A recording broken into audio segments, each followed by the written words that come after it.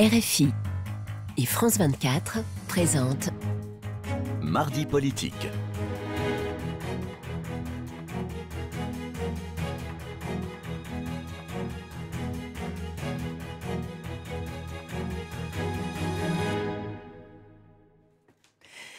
C'est l'heure de Mardi politique sur France 24 et RFI. Bonsoir Véronique Rigolet. Bonsoir Roselyne. Nous recevons ce soir Laurence Rossignol, ministre de la Famille, de l'Enfance, des Droits des Femmes. Bonsoir. Bonsoir. Et merci d'avoir accepté notre invitation. Alors lors des primaires de la gauche, vous souteniez Manuel Valls. Aujourd'hui, vous vous rangez du côté du gagnant, Benoît Hamon. Cela s'appelle le Rassemblement. Mais vous nous expliquerez comment soutenir un ex-frondeur qui, dans le fond, a pourri la vie de votre gouvernement pendant 3 ans. On promettait une hémorragie chez Emmanuel Macron, qui n'est pas encore venu. Et en attendant, c'est à droite que souffle la tempête sur la tête de François Fillon, un peu décoiffé, mais dit-il toujours debout. Son opération survie hier est-elle réussie? Vous nous direz ce que vous en pensez. En tout cas, aujourd'hui, le Canard enchaîné sort de nouvelles révélations. On va en parler dans quelques instants. Mais tout de suite, une question, puisque vous êtes la ministre des femmes. Ce matin, la philosophe Elisabeth Badinter, féministe, acharnée, avait dans le fond de la compassion pour Pénélope Fillon. On l'écoute. La personnalité de Madame Fillon, la femme qui apparaît à la lumière et qui ne voulait pas à la lumière, suscite chez moi quelques compassions. Lui, c'est un homme politique, oui. Il prend ses responsabilités, donc je n'ai pas le même sentiment, si vous voulez, à son égard à lui. Voilà, alors Madame Fillon, victime des ambitions de son mari, est-ce que vous en faites, vous, la même lecture qu'Elisabeth Badinter ? Pas tout à fait, mais je crois que j'identifie ce que veut dire Elisabeth Badinter. J'ai été frappée dans le reportage envoyé spécial la semaine dernière, dans cette interview de Madame Fillon, de ce qu'il y avait en fin de compte qui relevait de la condition universelle des femmes. Quelque part, une femme très émouvante au moment où elle a dit. Sur les images, en tout cas. Non, au moment où elle a dit... mais je le dis à mes enfants, j'ai fait des études quand même. Oui, je ne suis pas une idiote. Je suis pas une idiote. Il y a là quelque chose d'une femme qui, toute sa vie, a été la femme de quelqu'un, la maman de nombreux enfants, qui a renoncé incontestablement à des choses. D'ailleurs, elle le dit assez clairement, j'aurais retravaillé, indépendamment de ce que signifie le mot travailler dans l'affaire actuelle, j'aurais retravaillé. Et on voit chez Pénélope Fillon un personnage, on ne sait pas trop si elle est sortie d'un roman de Mauriac, d'un film de Chabrol. D'un roman anglais, mais on voit une femme qui donne une impression de solitude. Moi, elle m'a donné une impression de solitude. De propre victime d'elle-même, dans le fond aussi, parce que c'est une décision. Est-ce qu'on est victime parce qu'on se sacrifie sur l'autel de l'ambition de son mari? Est-ce que c'est pas aujourd'hui, de nos jours, vous voulez dire, il n'y a pas de contrainte, hein, on devrait pouvoir choisir. Il y a dans cette discussion quelque chose d'assez ténu. C'est est-ce qu'il y a à toutes les femmes quelque chose de commun dans leurs conditions et qui tient à la domination masculine, et ou est-ce que le fait qu'il y en a qui gagnent beaucoup d'argent et d'autres beaucoup moins fait qu'elles n'ont rien en commun? Je pense pour ma part qu'il y a quelque chose de commun, c'est-à-dire que dans tous les milieux, il y a des femmes victimes de violences, dans tous les milieux, il y a des femmes victimes de viols conjugal, dans tous les milieux, il y a des femmes reléguées, méprisées.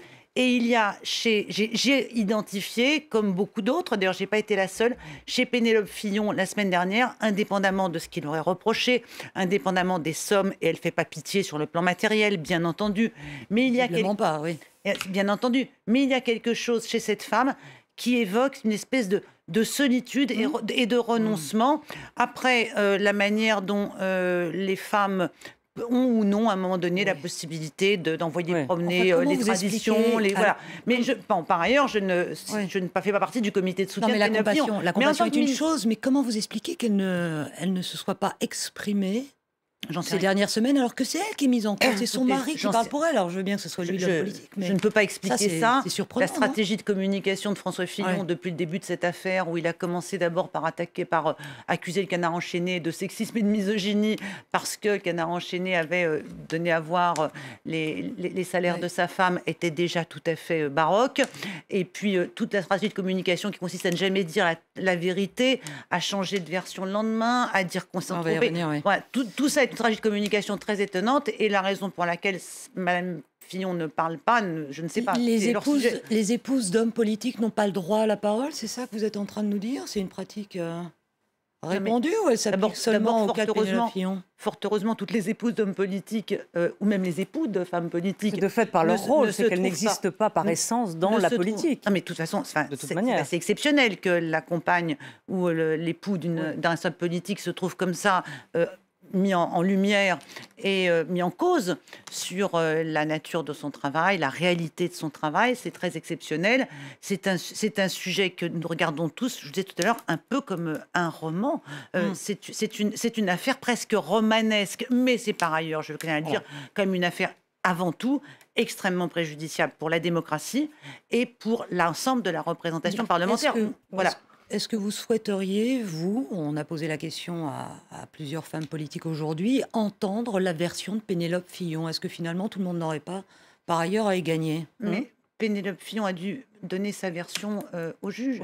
Oui, lors d'enquête, elle a été interrogée. Est-ce que vous, en tant que femme politique, vous souhaiteriez entendre sa version Je ne sais pas si je souhaite entendre sa version. Tout ça est une affaire. Tout ça n'est pas une affaire Pénélope Fillon. Tout ça est une affaire François Fillon.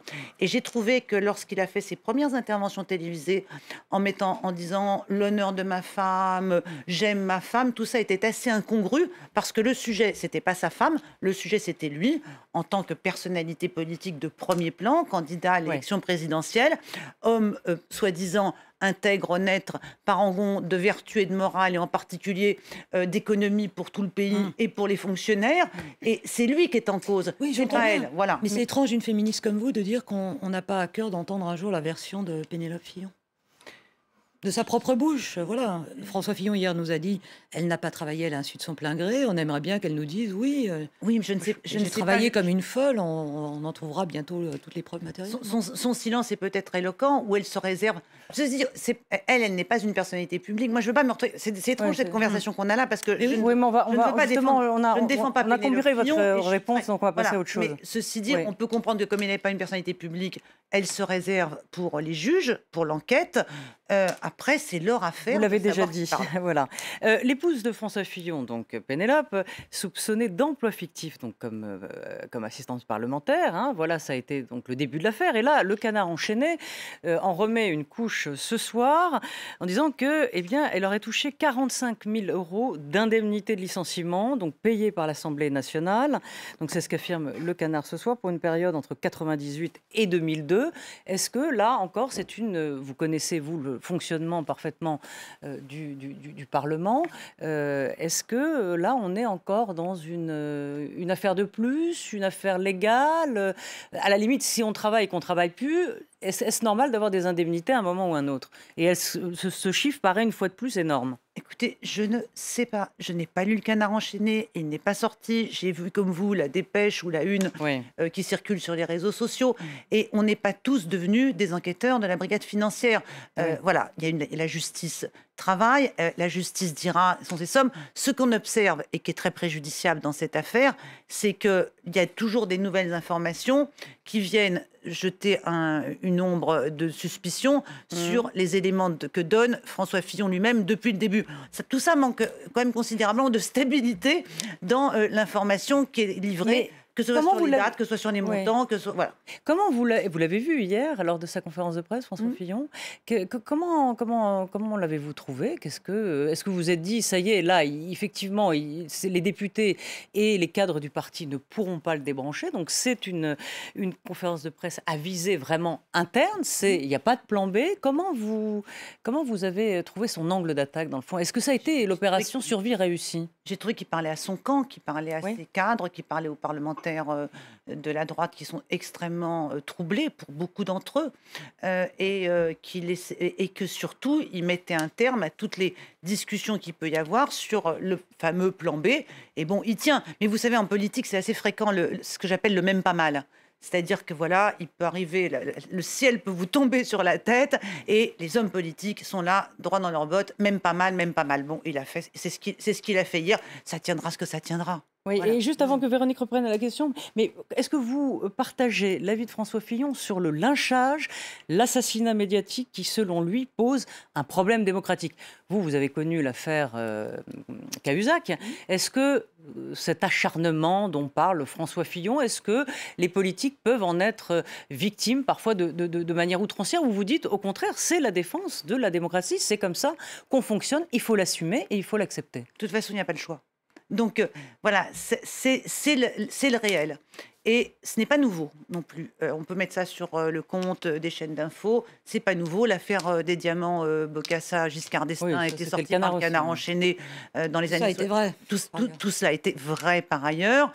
C'est le rôle de la presse d'investigation que d'extraire ce que certains veulent cacher. Et quand on est une personnalité politique, il vaut mieux avoir très peu de choses à cacher dès lors que ça concerne la vie publique. En revanche, il y a des choses que je ne veux pas savoir, c'est ce qui concerne la vie privée ou la sexualité des uns et des autres. Et soyons quand même en France encore Vous faites référence à quoi, là? Soyons encore... Je suis d'accord sur qu'est-ce que la... Emmanuel Macron, éventuellement, sur les accusations, Voilà, enfin, les rumeurs. Je fais allusion à rien. Je dis simplement que le rôle de la presse d'investigation, c'est d'informer sur ce qui relève du fonctionnement de la vie publique, de ce qui se passe dans l'exercice du mandat. En l'espèce, c'est quand même dans l'exercice de son mandat de parlementaire qui est en cause. Et puis après, soyons heureux qu'en France, et fiers de nous, que tout ce qui relève de la vie privée, de l'intimité, ne soit pas exposé dans les journaux. Je ne veux pas le savoir, et les Français ne voudraient pas le savoir non plus.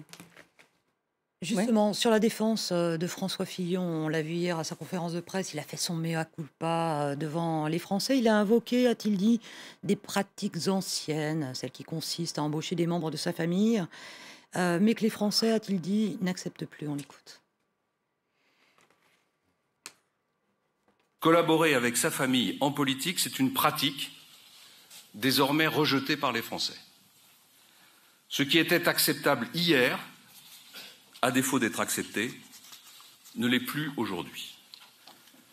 En travaillant avec ma femme et mes enfants, j'ai privilégié cette collaboration de confiance qui aujourd'hui suscite la défiance. C'était une erreur.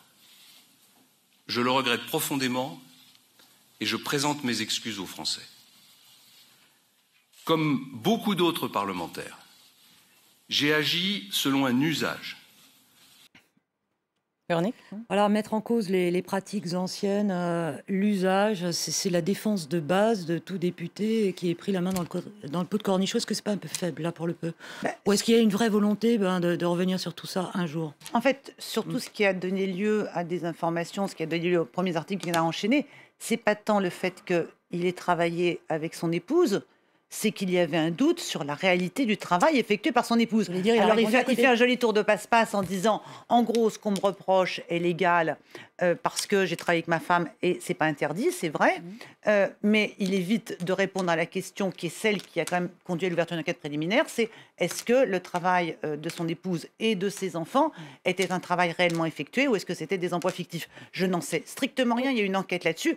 Et alors, quand cette défense commence à dire, mais ce que j'ai fait, c'est légal, mais en fait, les Français veulent plus, ils ont changé, c'est légal. Je ne sais pas si c'est légal, on le saura pour partie à la fin de l'enquête préliminaire et en fonction de ce qui sera fait après. Non, mais il y a une enveloppe pour chaque parlementaire. C'est ça, vous connaissez mieux que nous. Des enveloppes. Effectivement, je suis parlementaire, j'étais sénatrice avant d'entrer au gouvernement et je le redeviendrai. On peut engager quelqu'un de sa famille, d'amis, de qui on veut. Très franchement, la façon dont, depuis le début d'ailleurs, que ce soit sur cette affaire d'emploi familial, que ce soit sur l'histoire des chèques que le groupe de droite du Sénat reversait à Noël à ses sénateurs, j'entends en permanence François Fillon et certains de ses amis dire « Oui, mais tout le monde fait ça. » Non, tout le monde ne fait pas ça. Et déjà, son affaire déstabilise la démocratie. Déjà, les informations déstabilisent la démocratie et ne nous font pas de bien collectivement. Mais l'idée qu'ils répandent, selon laquelle tout le monde ferait ça et ce serait une pratique commune, je m'inscris totalement faux. Je suis parlementaire, je n'ai jamais embauché ma famille. Tout le monde connaît mes collaborateurs. J'en avais 3. Ils étaient connus de leurs collègues, des élus de mon département, des citoyens. Et je n'ai jamais non plus touché le moindre cadeau de Noël et chèque de Noël de la part de qui que ce soit au Sénat. Donc, il y a... Mais pourquoi personne n'a jamais proposé pour que la vie politique soit un peu plus claire? Pourquoi personne ne propose de réformer ce genre de pratique si au moment où elles sortent, elles sont contestées? C'est-à-dire qu'avant... Ce qui a fait sortir la pratique, c'est pas le fait, je recommence, c'est pas le fait qu'il ait embauché sa conjointe, c'est le fait qu'il y a un doute, puisque personne ne le savait et qu'il y a un doute sur la réalité de l'emploi. Donc maintenant, bien entendu, tout ça va se finir très probablement par le fait qu'on va mettre une règle d'étanchéité entre les parlementaires et leurs collaborateurs qui ne pourront pas appartenir à leur famille. Après, il va falloir... Mais vous savez très bien que ce qui va être difficile pour les juges, Laurence Rossignol, ce n'est pas prouver qu'elle a travaillé, mais c'est de prouver qu'elle n'a pas travaillé. Donc, heureusement, en France, il faut prouver. Donc, c'est quand même la difficulté. Et on sait très bien que la limitation, les limites de l'attaché parlementaire sont très floues aussi. Pas tant que ça. Très franchement, pas tant que ça. Un collaborateur parlementaire, moi, tous ceux que je connais... Elle fait mon courrier, elle téléphone... Oui, mais ils sont en lien avec les gens peuvent témoigner, les citoyens peuvent témoigner, on est invité quelque part. Moi, mes collaborateurs, ils répondent au téléphone tout le temps, ils répondaient au courrier, tout le monde les connaissait, ils sont accessibles tout le temps. Ils remplacent le parlementaire, en fait, en circonscription ou au Parlement. Donc, ce sera le travail de la justice que de dire si c'était un emploi réel ou pas. Et probablement qu'à l'issue de tout ça, on avancera encore dans la... Pour le moment, en tout cas, c'est ce que dit le Canard ce soir, ils n'ont pas trouvé de preuves matérielles du travail effectif de Madame Fillon. Donc, on suivra l'affaire toujours sur la défense de Fillon, dire à la fois et tous les jours, mais c'est légal, après même avoir évoqué un complot, et mettre en cause la compétence du PNF, du parquet national financier. Ça correspond à quoi? Mais c'est ce qu'ils font à chaque fois. C'est classique aussi, là, on est dans des classiques. Rappelons-nous, c'est pas si vieux quand même, Nicolas Sarkozy, quand il sortait de chez les juges d'instruction, et qui mettaient en cause leur appartenance syndicale, qu'il essayait de les disqualifier. À chaque fois que les élus de droite se retrouvent confrontés à la justice, leur premier travail, c'est de mettre en cause la justice, mettre en cause l'intégrité. Jamais les élus de gauche. Il n'y a pas de pourri de gauche. Moi, j'ai le sentiment, quand il nous est arrivé aussi quelques moments difficiles, mais franchement, on était beaucoup plus profil bas. Alors, on était profil bas et au moins on sur la justice, pas nécessairement sur les journalistes. Laurence Rossignol, oui. Laurence Rossignol, on va passer dans cette deuxième partie à votre camp, le Parti socialiste. Mais pour en finir, cette affaire, s'il s'en sort, François Fillon, est-ce que vous pensez qu'il peut infléchir sa politique économique et sociale? Parce que dans le fond, il aura été fragilisé. Ce serait un Fillon qui reviendrait de l'enfer. Est-ce que vous pensez qu'il peut infléchir là-dessus ou il serait intraitable sur son programme? Quelle incidence politique ça pourrait avoir, cette affaire, sur lui? Puisque de toute façon, il l'a dit, il n'y a pas de plan B. Donc, ils ont tout intérêt à le garder sous respirateur jusqu'à... Déjà, il y a du mal à faire campagne. Voilà, donc ce sera lui le candidat de toute manière. Donc qu'est-ce qu'on peut... Probablement. Vous ? Probablement, ce sera lui le candidat. Je pense qu'il est maintenant un peu disqualifié, surtout sur le profil qui était le sien, comme cet homme avait choisi l'honnêteté contre ses concurrents qui avaient été mis en examen ou condamnés. Lui, il incarnait avec une certaine brutalité d'expression quand même à l'égard d'Alain Juppé et de Nicolas Sarkozy, l'honnêteté, la rigueur. Bon, même s'il passe le cap, il restera un doute sur sa rigueur. Voilà. Sur son programme, qui est un programme où il disait aux Français, avec moi, vous allez tous vous serrer la ceinture, je vais m'occuper de l'assurance maladie, vous serez déremboursés, les fonctionnaires, 500 000 en moins. Comment quelqu'un qui manifeste un tel goût pour ramasser tout l'argent qui traîne autour de lui et tout ramener dans l'économie familiale. C'est ce qu'il fait. Comment vous... Ah oui, moi, ce que j'ai observé, légal ou pas légal, ce que j'ai observé, c'est que dès qu'il y a 10 euros qui sont à portée de main dans son enveloppe parlementaire... Il a cette réputation Non, mais j'ai regardé comment se succèdent les contrats de sa conjointe, les contrats de ses enfants. Visiblement, il ne laisse pas perdre 10 euros. Voilà. Et il ramène tout dans l'économie familiale, alors qu'en général, on redistribue pour d'autres. Pour des salariés, à qui on paye des gens. C'est ça, c'est les socialistes qui redistribue pas la droite. Il s'est disqualifié dans la campagne en 2 Et je mois. pense que c'est d'autant plus difficile par rapport au thème qu'il portait. Et il y a une vraie dissociation entre cet homme qui s'est présenté avant comme étant un père à la rigueur, un père à la morale sur les affaires de politique familiale, sur ce qu'il explique aussi, moi c'est dans mon portefeuille, enfin dans mon domaine, à la fois sur l'IVG, sur sa conception de la famille et sur tout ça, le père à la morale, le père à la rigueur, et on le regarde là en se disant, bon, c'est quand même une morale et une rigueur à géométrie variable et très très familialisée. C'est la fin de cette première partie de Mardi Politique. On se retrouve toujours avec Laurence Rossignol après un flash info.